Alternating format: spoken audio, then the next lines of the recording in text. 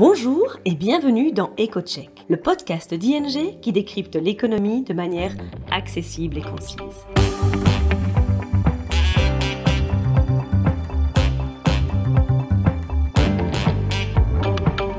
Nos experts économistes se penchent toutes les 2 semaines sur le sujet brûlant de l'actualité et on explique les conséquences économiques et financières pour vous ou votre entreprise.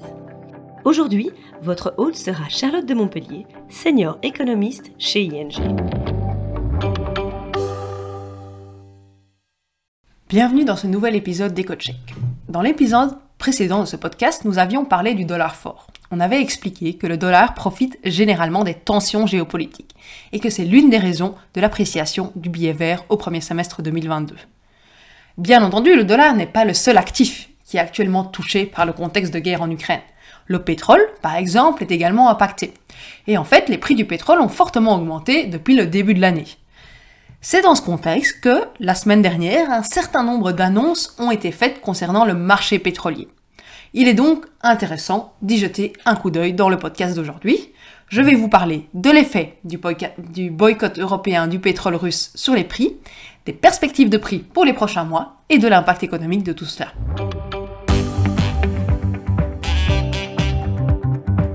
Écoutons maintenant Charlotte et son analyse détaillée.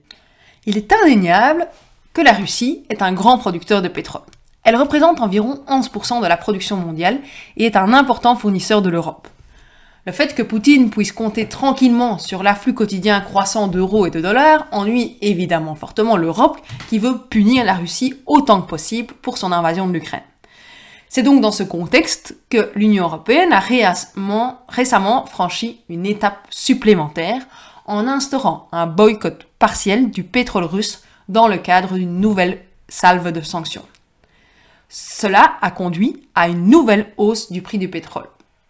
Alors la proposition initialement consistait à interdire toute importation du pétrole russe dans l'Union européenne. Toutefois, cette mesure s'est heurtée à la résistance de la Hongrie et à d'autres pays d'Europe centrale et orientale qui sont fortement tributaires du pétrole provenant des oléoducs russes. Par conséquent, l'Union européenne a accepté d'exempter les importations via les oléoducs pour le moment et d'interdire uniquement les importations par voie maritime dans le courant des 6 prochains mois. Les importations de produits raffinés seront, elles, arrêtées dans les 8 prochains mois. On parle donc d'un embargo progressif. Alors, bien que les importations via les oléoducs soient exemptées de l'interdiction, il est quand même probable que nous assisterons à une réduction de ces flux via les oléoducs. Par exemple, l'Allemagne et la Pologne ont indiqué qu'elles s'efforceront de réduire à zéro toutes les importations de pétrole russe. C'est important car ces 2 pays sont les plus gros acheteurs de pétrole russe provenant de l'oléoduc Druzhba. En outre, l'exemption accordée aux importations via oléoduc est également susceptible d'être temporaire. L'Union européenne veut continuer à amener la Hongrie et d'autres pays à réduire leur dépendance à l'égard du pétrole russe sur une plus longue période. Alors c'est sûr que la Russie va essayer de vendre ailleurs le pétrole dont elle ne peut pas se débarrasser en Europe. Et la Chine et l'Inde sont déjà très intéressées par ce pétrole russe, surtout si cela peut se faire avec des sérieuses réductions de prix. Mais le problème, c'est qu'il est plus difficile de transporter le pétrole vers ces pays, car presque tous les oléoducs vont de la Russie vers l'Europe et pas vers l'Asie. Il est donc peu probable que tout le pétrole russe ne trouvera un autre chemin, ce qui va en fait réduire de facto l'offre de pétrole mondiale.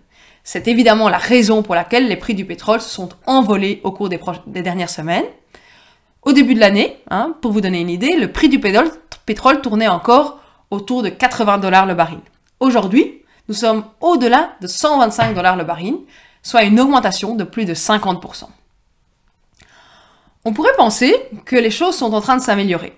Après tout, l'OPEP+ s'est récemment réunie et a décidé d'augmenter plus fortement sa production de pétrole.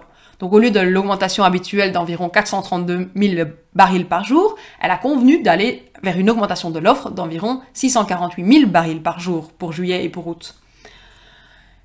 Elle a convenu d'augmenter cette production de façon proportionnelle entre tous les membres de l'OPEP+, dont évidemment la Russie. Ça peut sembler assez ironique. La Russie peut-elle vraiment augmenter sa production si elle ne s'est déjà pas écoulé toute son offre en raison de l'embargo ?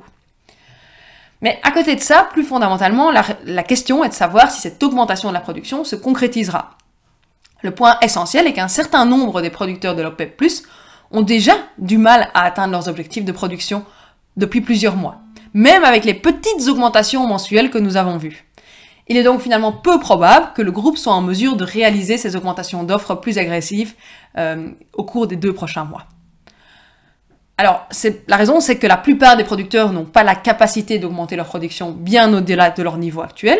En fait, seule l'Arabie Saoudite, les Émirats Arabes Unis et l'Irak disposent d'une capacité de réserve suffisamment importante. On peut donc espérer que ces 3 pays atteindront les niveaux de production convenus au cours de l'été. Évidemment, si l'Arabie Saoudite et les Émirats Arabes Unis étaient carrément disposés à produire encore plus que leur niveau cible, cela serait très utile pour le marché et donc pour les prix, car ils seraient alors en mesure de combler le déficit des autres producteurs. Mais ça semble quand même peu probable, parce que dans les accords précédents, ils n'ont jamais pompé au-delà de leur niveau de production convenu. Et ces pays risquent en fait d'être réticents à utiliser une trop grande partie de leur capacité disponible maintenant. In fine, tout ça veut dire que, plus que probablement, le marché restera tendu dans les prochains mois, ce qui sera synonyme de prix élevés pour les prochains mois. Les conséquences économiques de ces prix élevés ne sont pas spécialement réjouissantes. Même si en Europe, il existe une volonté de verdir la production d'énergie le plus rapidement possible, il ne faut pas oublier qu'il s'agit d'un processus à long terme et que la demande mondiale de pétrole continuera probablement à augmenter encore pendant au moins une dizaine d'années. Dès lors, les prix élevés du pétrole vont maintenir l'inflation à un niveau élevé pendant un certain temps. Dans le même temps, l'énergie chère est en quelque sorte une taxe sur l'économie domestique, et cette taxe est versée aux pays étrangers qui sont producteurs de pétrole. À côté de ça, en Europe, nous constatons déjà que la confiance des consommateurs a très fortement chuté. Et en fait, nous craignons que cette tendance ne se poursuive dans les mois à venir. Cela aura un impact négatif sur la consommation, mais aussi sur la croissance économique. En d'autres termes, la guerre en Ukraine se fait de plus en plus sentir ici sur le plan économique, et les sanctions, aussi bien intentionnées soient-elles, ne font pas seulement du tort à la Russie, mais également à l'économie européenne. C'est malheureusement la triste réalité. Voilà, c'est tout pour le moment. Je vous remercie pour votre écoute et vous dis à bientôt pour un prochain podcast. C'est tout pour aujourd'hui. Merci pour votre écoute. N'hésitez pas à suivre notre podcast EcoCheck pour ne manquer aucun épisode. Vous souhaitez en savoir plus sur l'actualité économique et financière ? Alors rendez-vous sur ing.be/mai-news et retrouvez toutes les analyses de nos experts.